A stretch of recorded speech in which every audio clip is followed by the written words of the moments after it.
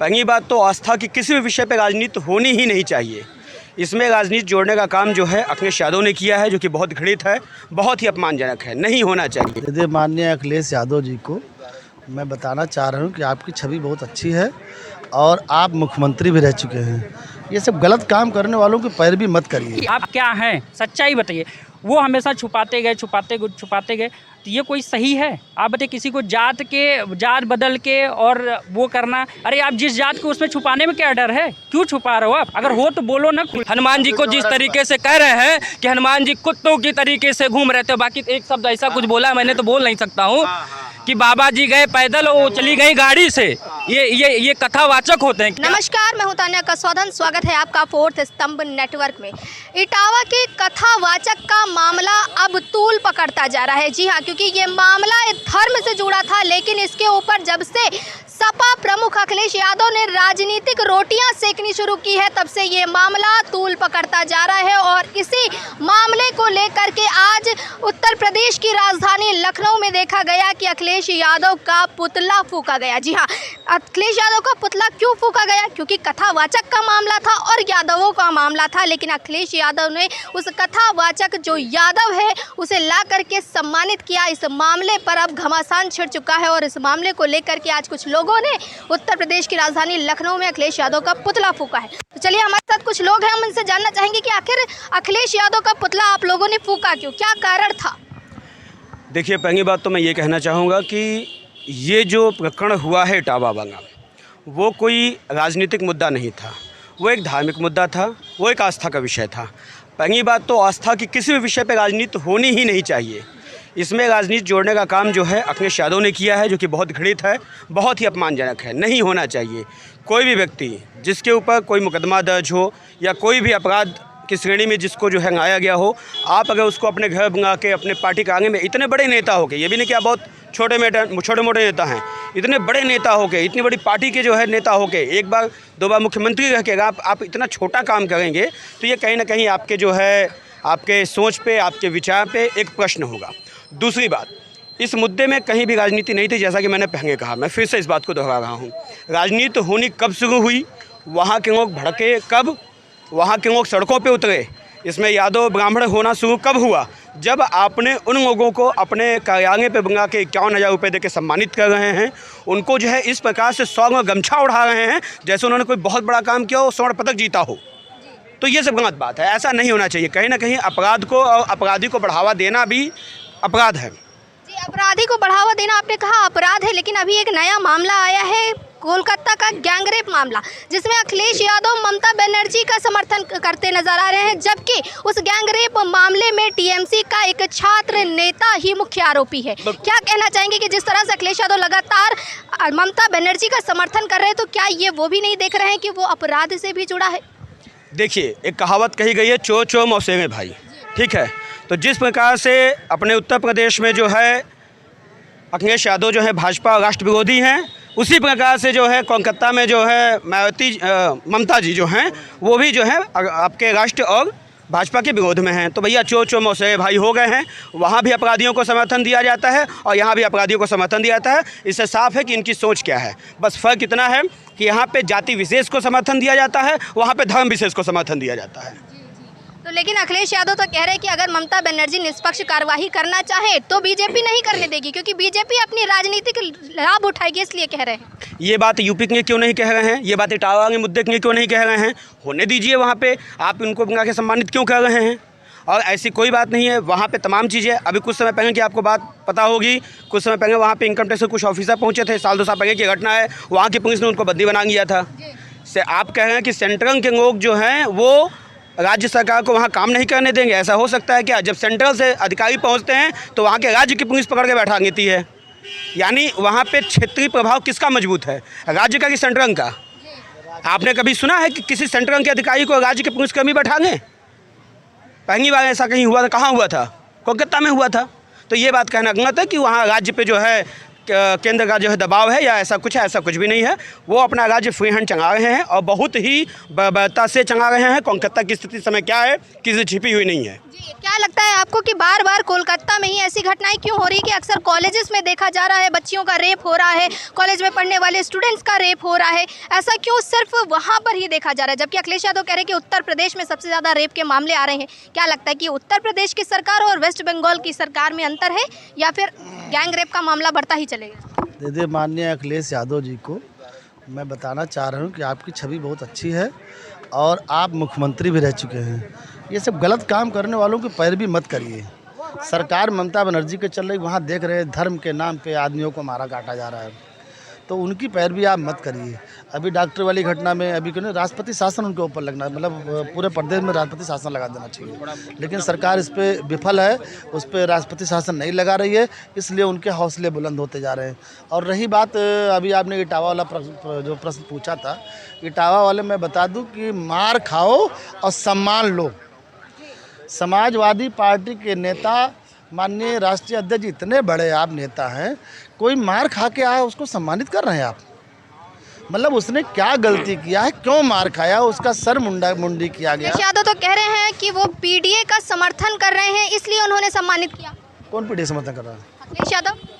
Akhilesh Yadav PDA समर्थन कर रहे तो कोई मारेंगे क्या? वो पीडीए के समर्थक नहीं थे? नहीं, जिस दिन ये घटना हुई क्या उसी दिन वो पीडीए के समर्थक हुए? वो क्या नए नए यादव बने थे क्या?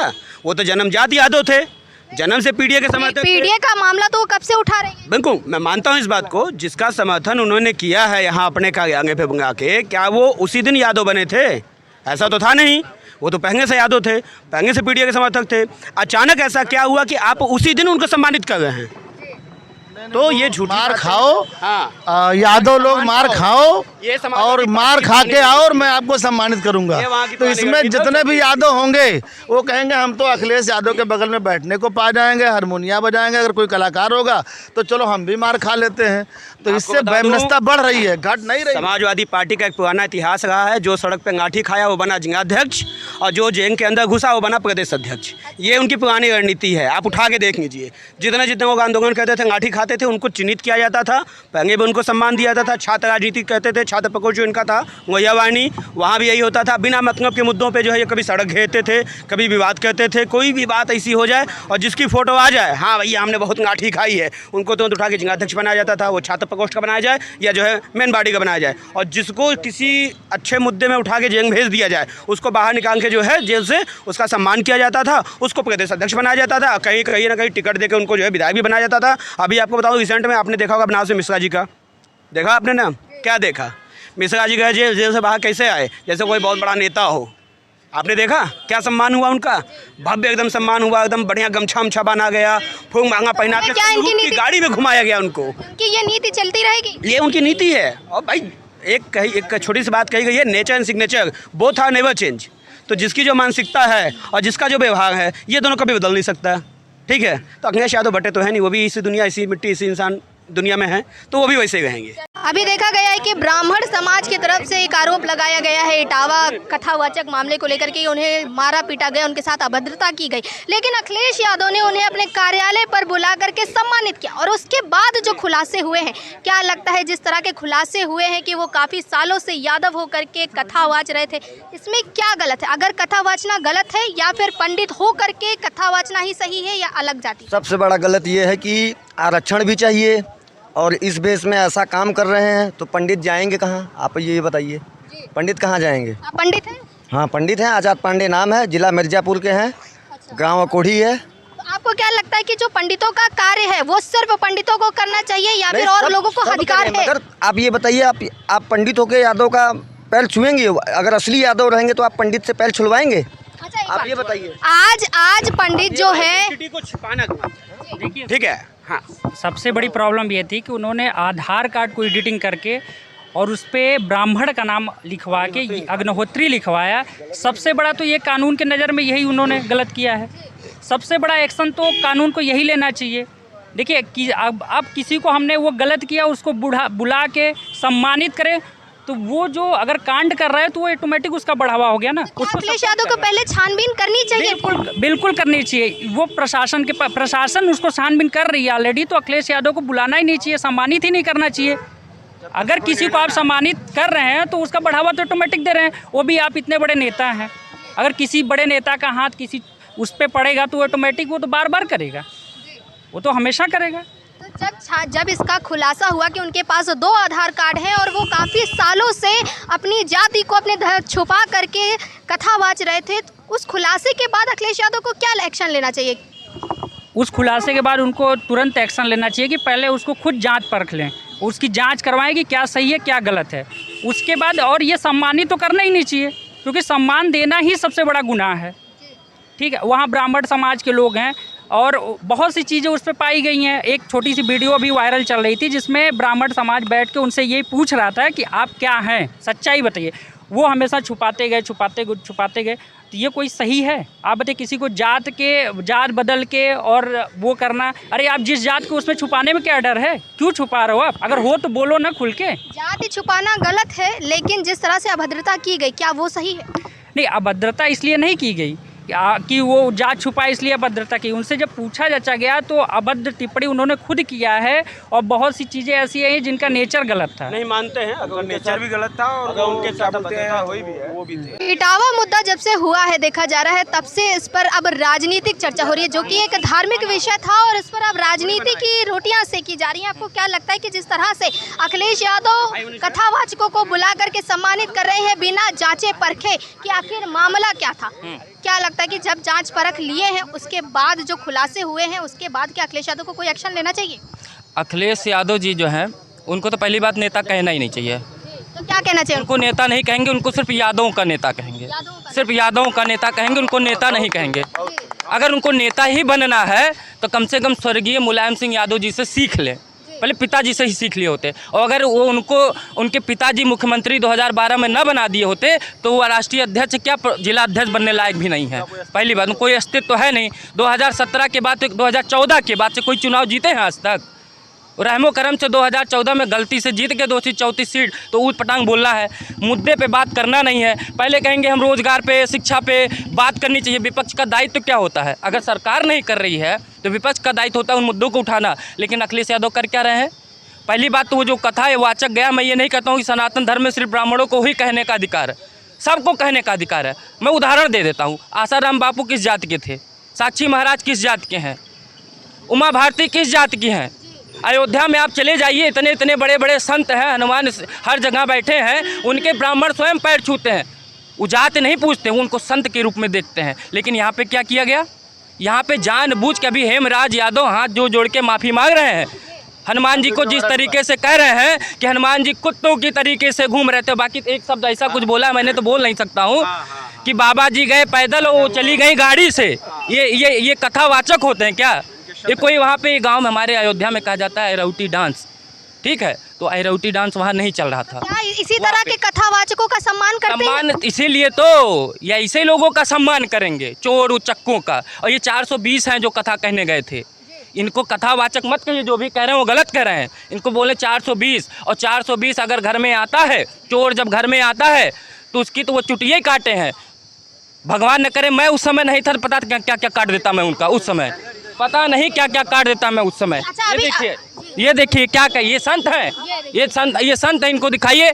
और अगर ये संत हैं तो आज माफ़ी क्यों मांग रहे हैं हाथ जोड़ के कि हमने हनुमान जी को गलत कह दिया है? यहाँ पे राजनीतिक कौन लेके आए? अखिलेश यादव बुलाए, पहली बात आए कहे ब्राह्मणों के यहाँ ये फलाने लोग कथा मत करवाइए, ब्राह्मण लोग कहाँ चले जाएंगे? ब्राह्मण किसी के खैरात पे नहीं है, ब्राह्मण किसी खैरात में नहीं, अपने दम पे बना है। ना उसको आरक्षण की जरूरत है, ना उसको किसी के सहारे की जरूरत है। बोलने में क्या चीज? अभी आपने बोला था कि अखिलेश यादव सिर्फ यादवों के नेता हैं, तो वो अल्पसंख्यकों का समर्थन क्यों करते हैं? क्यों पीडीए अलापते रहते हैं? अब देखिए, एक जात से तो जीता नहीं जा सकता है, तो थोड़ा बहुत तो चाहिए ना। वो तो जो बीजेपी का समर्थन कर देते हैं, कांग्रेस का समर्थन, अगर ओबीसी मुसलमान कोई भी जाति का है, यहाँ तक कि यादव जी भी अगर कांग्रेस या बीजेपी का सपोर्ट कर दिए तो कहते हैं पीडीए है ही नहीं है। ये पता नहीं, सिर्फ जो उनको पार्टी को समर्थन करेगा वही पीडीए का नेता है। मोहन यादव जी कौन है? मध्य प्रदेश के मुख्यमंत्री है ना, मुख्यमंत्री है ना मोहन यादव जी, उनसे काहे नहीं सीख लेते कुछ? कहते नहीं वो तो मोदी जी के वो हैं, मैं शब्द नहीं यूज करूंगा। तो आप किसके क्या हो?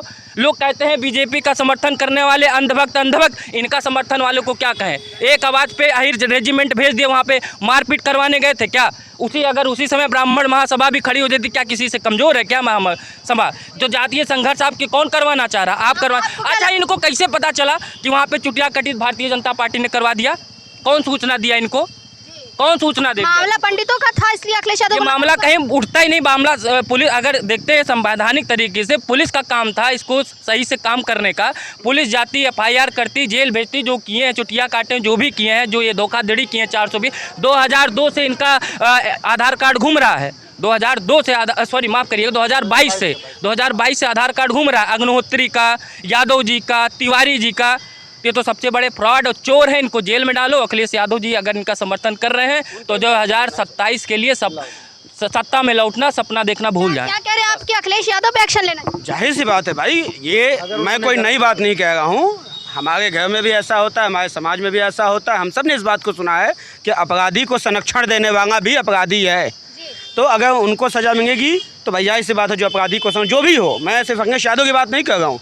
ये हमारा नियम है, हमारा लॉ है, हम सब यहाँ शिक्षित हैं, पढ़े लिखे हैं। तो लॉ के अकॉर्डिंग अपराधी को समर्थन देने वाला, संरक्षण देने वाला भी उतने ही अपराध का भागी होता है। जी, अपराधी को संरक्षण देने वाला भी अपराधी है, ऐसा कहना है जनता का। आप क्या कहना चाहेंगे कि जिस तरह से अभी देखा आपके सामने कई लोग खड़े थे जिन्होंने कहा कि अखिलेश यादव जिस तरह से कथावाचक का समर्थन कर रहे हैं और ममता बनर्जी का भी समर्थन कर रहे हैं, उससे कहीं ना कहीं वो भी आरोपी हैं।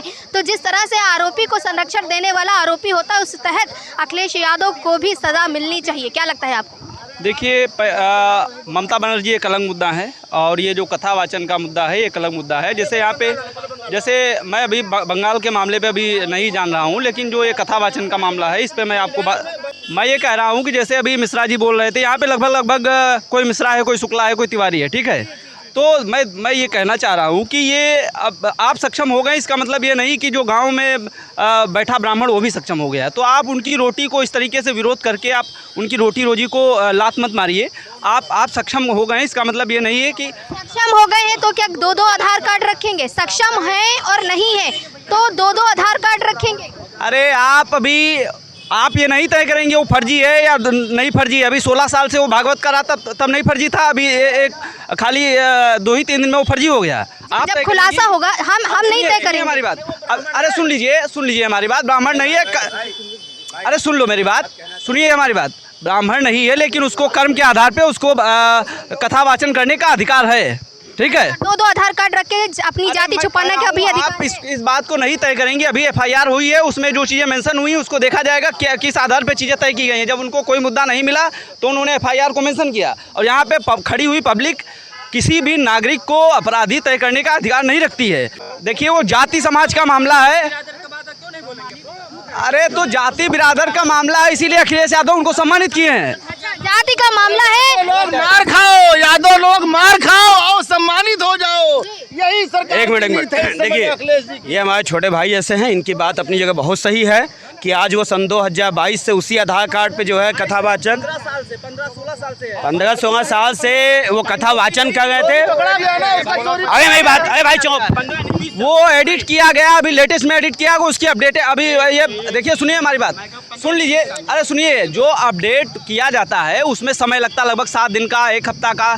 तो उसमें अभी अरे रुक जाइए, अभी FIR हुआ, FIR में चीज़ें मेंशन हुई हैं। अभी यहाँ पे ये माहौल बनाना, चीज़ों को तय करना, वो आपका कहना है कि 2 दिन में उनके आधार कार्ड को एडिट करा गया है। एडिट वही तो कह रहे हैं, अपडेट देखना पड़ेगा ना। वो अभी हम नहीं तय करेंगे, वो जो संस्थाएं हैं इसके लिए जिम्मेदार। समय कम से कम लगता है, कम लगता है भाई, 24 घंटे में होता है अपडेट। 24 घंटे नहीं है।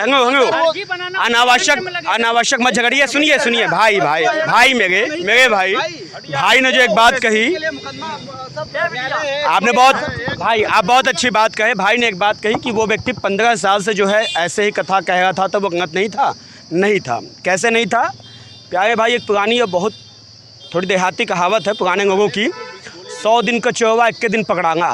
ठीक है, बात सुनो यार, बात सुनो मेरा भाई, बात सुनो, खत्म होने दो। तुम्हारी सुना हूं मैं पूरी, अब तुम मेरी सुनो।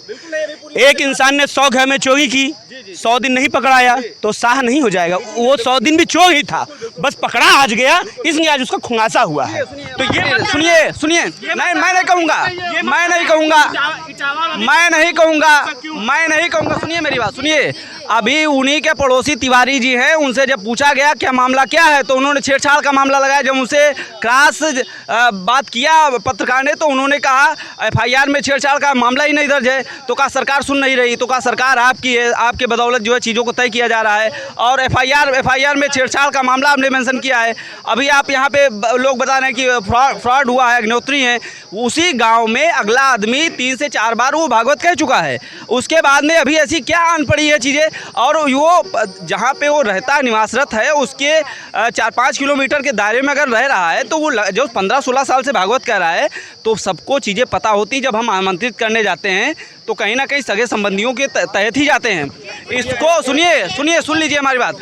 ये यादव हैं, यादवों से पंगा नहीं लेना, ये बहुत मजबूत चीज़ है, ठीक है। और दूसरी बात मैं ये कह सुन लीजिए, वो सुन रहे क्या बोल रहे हैं जरा देखिए। यादव है, यादव से पंगा नहीं लेना। नहीं, मैं पंगा नहीं, मैं कह रहा हूँ कि वो सक्षम, हर तरीके से सक्षम है। वो भागवत भी कहेंगे, वो अधिवक्ता भी हैं, न्याय में भी है, वो अपनी वो मुख्य धारा में बढ़ चुके हैं।